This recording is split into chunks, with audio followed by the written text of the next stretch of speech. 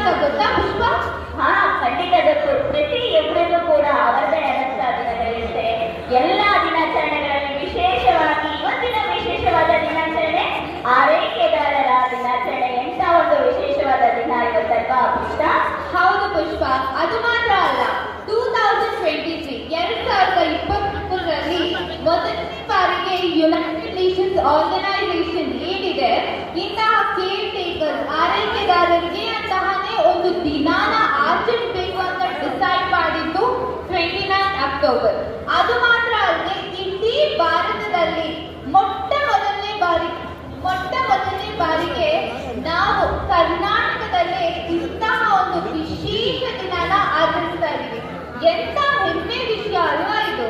ಖಂಡಿತವಾಗಿ ನಾವೆಲ್ಲರೂ ಹೆಮ್ಮೆ ಪಡುವಂತ ಒಂದು ವಿಶೇಷವಾದಂತಹ ದಿನಾಚರಣೆಯನ್ನ ನಾವು ಆಚರಣೆ ಮಾಡ್ತಾ ಇದ್ದೇವೆ. ಅದು ಮಾತ್ರ ಅಲ್ಲದೆ ಇನ್ನೊಂದೇನು ಗೊತ್ತಾ?